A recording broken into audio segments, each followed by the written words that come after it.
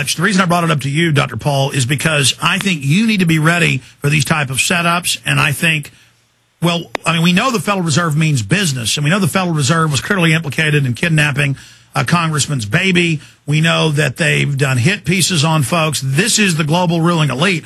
I just wanted to commend you for your courage, your father's courage, and I also wanted listeners to know that once we commit to supporting you, we're committed. This is a war, and that's it. And I'm asking my listeners to fully commit to you and your father and the work they've been doing. Well, I appreciate that, and we can't do it without you. And I was involved in the grassroots part of the campaign across the United States for my father. I met a lot of the grassroots supporters.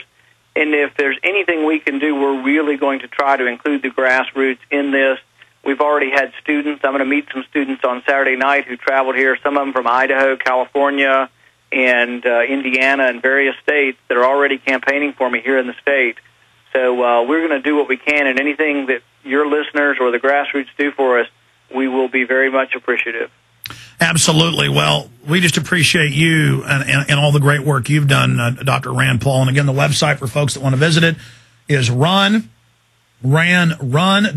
is the Money Bomb site. And then his official site is randpaul2010.com, and it is up right now, so that's good. Servers are testing out nicely there. We'll take a few calls, and then we're going to end this official interview with Dr. Paul here in just about 5 minutes. Matt in Ohio, then Mike in Sweden, Michael in Mass. That'll be the 3 calls we have time for. Matt, you're on the air with Dr. Rand Paul. Hello. I appreciate you taking my call.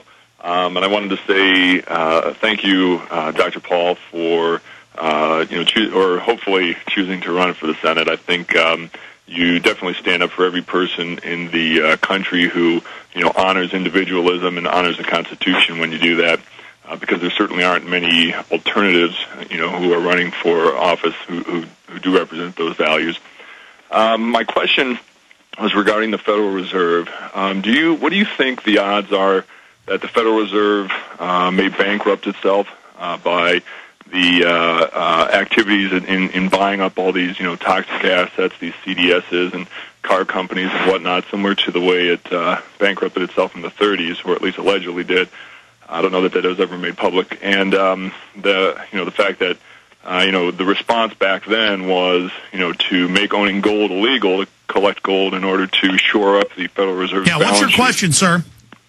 What are the odds that would happen again, and what do you think would be the response, by the nation this time? Yeah, what's going to happen if they try to ban the gold, give us paper back, and then double the price a year later? Are Americans going to put up with that? I mean, most people didn't turn it in back then.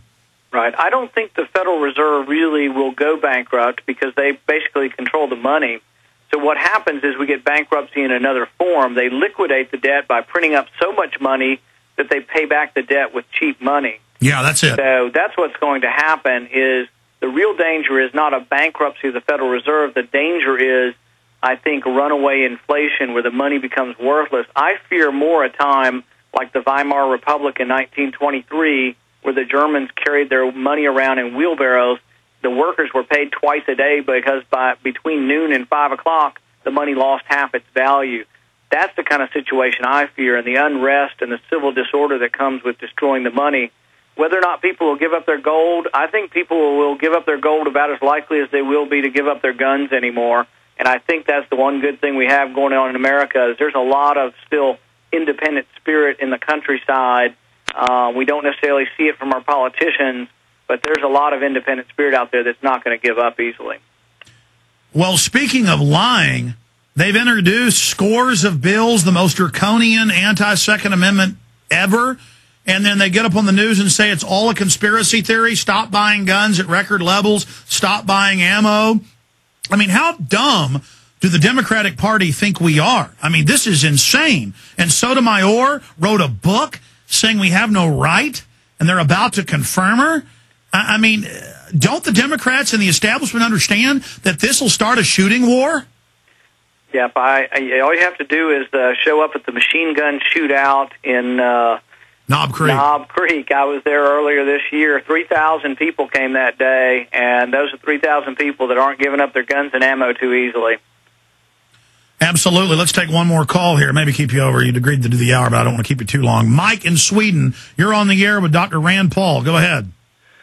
Thank you, Alex, for taking my call. I appreciate your work, Mr. Paul. I was just wondering, Alex, if you and Dr. Paul know anything about the Baha'i faith and their plan for a new world order.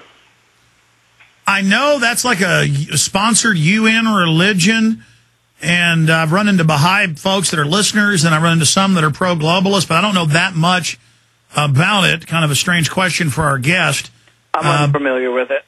Yeah, we're unfamiliar. Would you like to tell us about it? Yeah, it says on Wikipedia that the system that they envision for the future involves a world parliament, a world police force, a binding world tribunal, and a universal bill of human rights, and so forth. I know a lot of religions are pushing that. In fact, Rand Paul agreed to stay to the end of the hour. I was just going to let him go early. Stay there, Doc. I want to get your comment on this on the other end. Plug the Money Bomb address one more time and take one more call from Michael and Mass, because I want to get your take on Dr. Holdren, the White House science czar. I'm sure you've seen this. It's been all over the news. Writing an 1,100-page textbook about wanting to drug our water and forced abortions and CPS taking all our kids at birth. I wanted to hear what your take is on eugenics on the other side and these globalists with Dr. Rand Paul. The website's randpaul2010.com. Ours is Infowars.com.